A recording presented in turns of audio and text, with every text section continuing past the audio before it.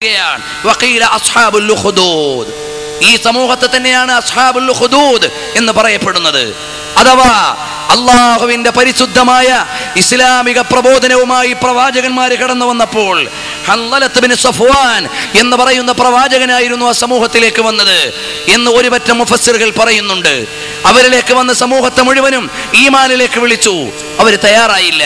നമുക്കെല്ലാവർക്കും സുപരിചിതനായ ഒരു കുട്ടിയുണ്ടല്ലോ, ഹദീസിന്റെ പാഠത്തിൽ പഠിക്കുന്ന അബ്ദുല്ലാഹി താമിർ എന്ന് പറയുന്ന കുട്ടി. ആ കുട്ടി ആ സമൂഹത്തിൽപ്പെട്ട കുട്ടിയായിരുന്നു. അഥവാ രാജകൊട്ടാരത്തിലേക്ക് മാരണം പഠിക്കാൻ പോകുന്ന വഴിയിൽ ഒരു വൈജ്ഞാനിക പാതിരിയുമായി പരിചയപ്പെടുന്നു ഈ കുട്ടി. അദ്ദേഹത്തിന്റെ ദർശനങ്ങളിൽ ആകൃഷ്ടനാകുന്നു. മന്ത്രി കസേരകളിൽ ഇരുന്നു കൊണ്ട് മന്ത്രം ജപിച്ചു കൊടുക്കേണ്ട ജ്യോത്സ്യന്മാരുടെ പട്ടികയിൽ നിന്ന് അള്ളാഹുവിന്റെ പരിശുദ്ധമായ തൗഹീദിന്റെ തലത്തിലേക്ക് കടന്നു വരാൻ കുട്ടിക്ക് ഭാഗ്യമുണ്ടായി. അവസാനം കുട്ടിയുടെ മതാശ്ലേഷം രാജാവ് അറിഞ്ഞു. ചരിത്രം നിങ്ങൾക്കറിയുന്നത് കൊണ്ട് നീട്ടുകയല്ല. അവസാനം ഈ കുട്ടി ആരുടെ കയ്യിലാണ് സത്യമെന്നറിയാൻ പാതിരിയുടെയും മാരണക്കാരന്റെയും ചിന്തകൾക്കിടയിൽ ഒരു തുലന പഠനം നടത്തി. അവസാനം മനസ്സിലാക്കാൻ കഴിഞ്ഞു, സത്യം ഈ പറയുന്ന പാതിരിയുടെ കയ്യിലാണ്, അഥവാ മതപണ്ഡിതന്റെ കയ്യിലാണ്. അങ്ങനെ ആ സത്യത്തെ അനുധാവനം ചെയ്തു. കൊട്ടാരത്തിൽ തീരുമാനമെടുത്തു ഈ കുട്ടിയെ മതത്തിൽ നിന്ന് മടക്കിക്കൊണ്ടുവരാൻ. കുട്ടി തയ്യാറായില്ല. അവസാനം ആ കുട്ടിയെ നശിപ്പിക്കാൻ അവർ തീരുമാനിച്ചു. അങ്ങനെ കൊണ്ടുപോയി പർവ്വതത്തിന്റെ മുകളിൽ നിന്ന് ഉരുട്ടിക്കളയാൻ ശ്രമിച്ചു. പരാജയപ്പെട്ടു പോയി. സമുദ്രത്തിൽ കൊണ്ടുപോയി മുക്കിക്കളയാൻ ശ്രമിച്ചു. പരാജയപ്പെട്ടു പോയി. അവസാനം ഇവർ ഈ കുട്ടിയെ കൊല്ലാൻ പെടുന്ന പാട് കണ്ട് കുട്ടി പറഞ്ഞു, നിങ്ങൾക്ക് എന്നെ വധിക്കലാണ് ലക്ഷ്യമെങ്കിൽ ഞാൻ തന്നെ അതിനൊരു ഉപാധി പറഞ്ഞു തരാം. അങ്ങനെ ഈ കുട്ടി അവിടുന്ന് സമൂഹത്തോട് പറഞ്ഞു, നിങ്ങളെല്ലാവരും ഒരുമിച്ച് കൂടുന്ന ഒരു മൈതാനിയുടെ നടുവിൽ ഒരു ഉയർന്ന സ്ഥലത്ത് തന്നെ നിർത്തിയിട്ട് എന്റെ ആവനാഴിയിൽ നിന്ന് ഒരു അമ്പെടുത്ത് ബിസ്മില്ലാഹി റബ്ബിൽ ഗുലാം, ഈ കുട്ടിയുടെ റബ്ബിനെ തന്നെ സത്യം എന്ന് പറഞ്ഞുകൊണ്ട് അവന്റെ നാമത്തിൽ നിങ്ങൾ അമ്പെയ്യുക, എന്നാൽ എനിക്ക് മരിക്കാൻ പറ്റും. അങ്ങനെ പറഞ്ഞതിന്റെ പിന്നിൽ ഒരു രഹസ്യമുണ്ട്. താൻ ഷഹീദായാലും ഈ സമുദായം തൗഹീദിലേക്ക് വരട്ടെ എന്ന് വിചാരിച്ചിട്ടാണ്. അങ്ങനെ അബ്ദുല്ലാഹി താമിർ എന്ന് പറയുന്ന ബാലൻ സമൂഹത്തിന്റെ നടുവിൽ, വിശാലമായ മൈതാനിയിൽ ഒരുമിച്ച് കൂട്ടിയ സമുദായത്തിന്റെ നടുവിൽ ഉയർന്നു നിൽക്കുകയാണ്. ആ കുട്ടിയുടെ ആവനാഴിയിൽ നിന്ന് ഒരു അമ്പെടുത്ത് ബിസ്മില്ലാഹി റബ്ബിൽ ഗുലാം എന്ന് പറഞ്ഞുകൊണ്ട് നെയ്തപ്പോഴേക്ക് കുട്ടിയുടെ നെറ്റിയിൽ വന്ന് പതിച്ചു. കുട്ടി അവിടെ ബോധരഹിതനായി വീണു. സമൂഹം മുഴുവനും ഉറക്കെ വിളിച്ചു പറഞ്ഞു, ആമന്നാ ബിറബ്ബിൽ ഗുലാം, ഈ കുട്ടിയുടെ രക്ഷിതാവിനെ കൊണ്ട് ഞങ്ങൾ വിശ്വസിച്ചിരിക്കുന്നു.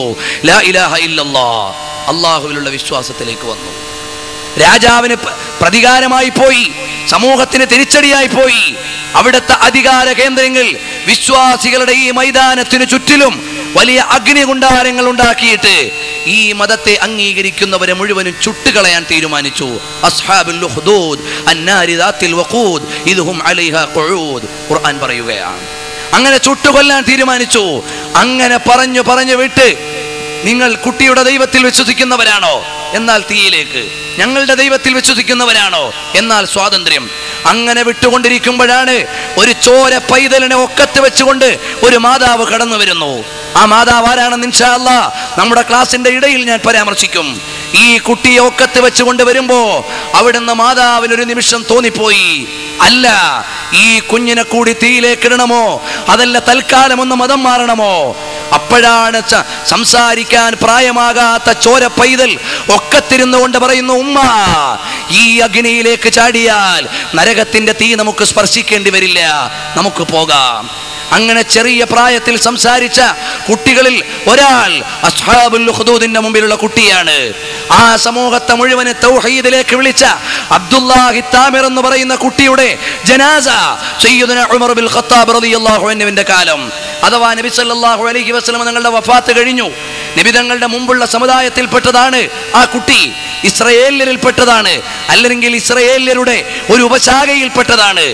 ആ കുട്ടിയുടെ മരണം കഴിഞ്ഞ് കാലങ്ങൾ കഴിഞ്ഞ്, നബി സല്ലല്ലാഹു അലൈഹി വസല്ലം തങ്ങളുടെ കാലം കഴിഞ്ഞ്, സിദ്ദീഖുൽ അക്ബർ തങ്ങളുടെ കാലം കഴിഞ്ഞ്, ബഹുമാനപ്പെട്ട ഉമർ ബിൻ ഖത്താബ് റളിയല്ലാഹു അൻഹുവിന്റെ കാലം മുഫസ്സിറുകൾ രേഖപ്പെടുത്തുന്നു.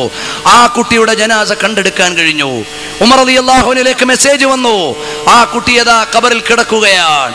ഉടനെ അവിടുന്ന് ആ കുട്ടിയുടെ കൈ നെറ്റിത്തടത്തിലേക്ക് അമർത്തി വച്ചിരിക്കുന്നു.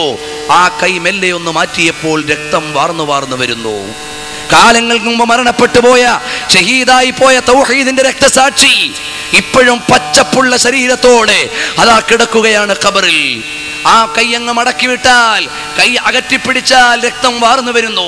കൈ വിട്ടുകളഞ്ഞാൽ യാന്ത്രികമായി അവിടേക്ക് തന്നെ മടങ്ങുന്നു. രക്തം പിന്നെ വാർന്നു വരുന്നില്ല. അത്രയും ജീവനോടെ ഖബറിൽ കിടന്ന അബ്ദുല്ലാഹി താമിർ എന്ന തൗഹീദിന്റെ രക്തസാക്ഷി അതാണ് അസ്ഹാബുൽ ഉഖ്ദൂദ് ഓർമ്മപ്പെടുത്തുന്നത്. ഏതായാലും ആ സമൂഹത്തെ മുഴുവനും നശിപ്പിച്ചില്ലയോ, നിങ്ങൾക്ക് എന്തുകൊണ്ട് ആലോചിച്ചുകൂടാ? ഖുർആൻ ഇവിടെ അതാണ് പറയുന്നത്. അതുകൊണ്ട് നിങ്ങളെക്കാൾ വലിയ ശാരീരിക മിടിപ്പുള്ളവരായിരുന്നു, അധികാരത്തിന്റെ കേന്ദ്രങ്ങൾ കയ്യിലുള്ളവരായിരുന്നു.